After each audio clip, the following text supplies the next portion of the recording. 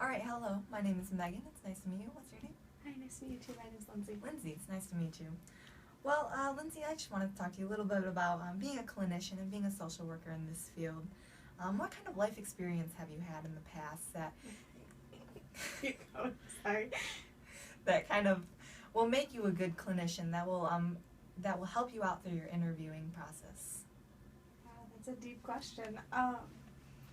Well, I was a camp counselor at a summer camp for at-risk kids, and I witnessed a lot of kids who had a lot of problems at home, and they didn't really have a support system. So I think that's really what I want to do as a social worker, is to help to be that support system for kids who don't have that at home. So that's really where I got the experience and decided that I wanted to become a social worker. Sure. So you were a camp counselor during the summertime, and you really found yourself to love it as a mentor and kind of a role model for those kids? Mm-hmm. Sure, okay. What about other things that have made you want to become a social worker? Is there anything else that you found that's hindered you from not wanting to become a social worker, if that makes sense? Any maybe negative experiences that you've had? Well, I'm kind of shy, Okay. so that kind of hinders me from becoming a social worker. I get really nervous in interviewing situations and trying to talk to new people, especially like if there's a video camera Sure. or if I know that other people are watching me. That's really, really nerve-wracking. And I'm also quite a perfectionist, which you really can't be in the social work field, because nothing's ever going to be absolutely perfect, and I think that kind of extends into my training and being in classes. It's really hard for me to do something that I know I'm not going to be good at the first time, Mm-hmm. and to push myself to do it anyway rather than just closing off and shutting down, because that's what I want to do, but that's not how you learn. Mm-hmm. So you're a perfectionist, you say. Are there any ways that you have found that you can counteract being a perfectionist, maybe through your classes or through different experiences that you've had that make you feel like you can't be a perfectionist? Any certain examples?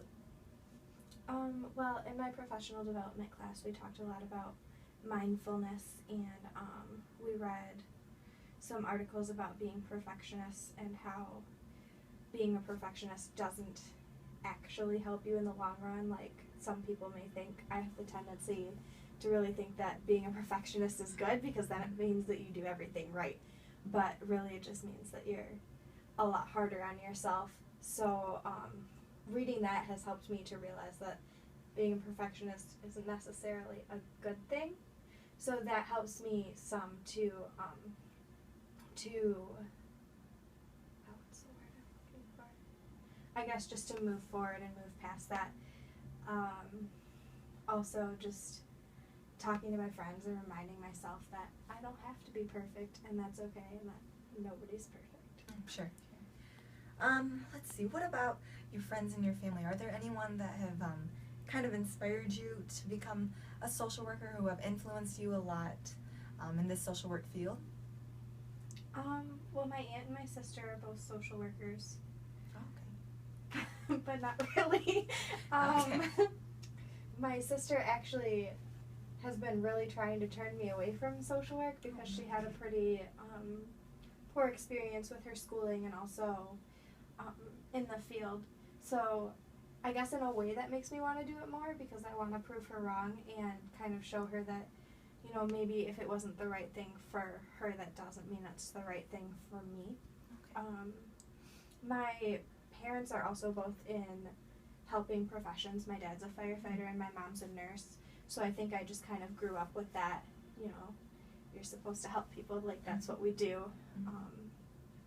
And just grown up with that empathy and that wanting to help people. So you say that your sister maybe was turned off by the social work profession. Is there any ways or any kind of reasons, or anything you can say to her that kind of heightens the social work profession, that you like to tell her more about at all and converse with her about it and tell her, it's not a bad thing, but it is a good thing? Do you ever talk about it with her?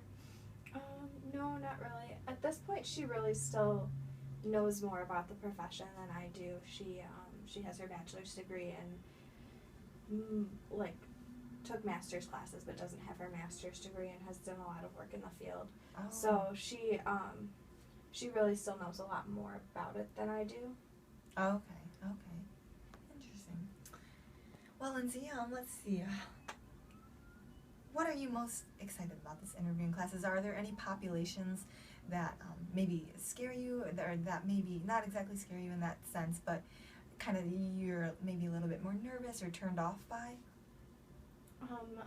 Well, the thing I'm most excited about is to improve my interviewing skills and to become more comfortable doing stuff like this. Mm-hmm. Looked at the camera.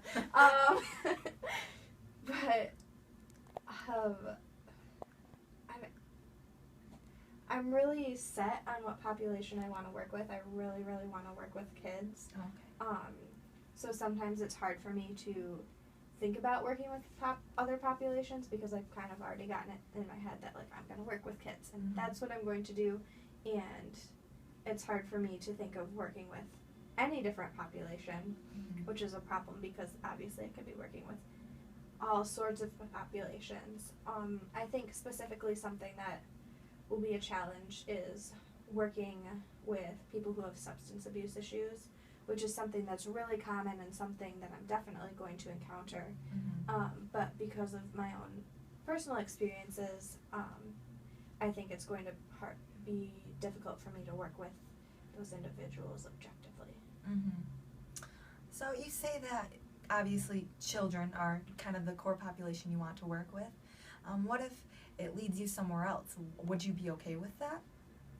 I would definitely be okay if life led me somewhere else.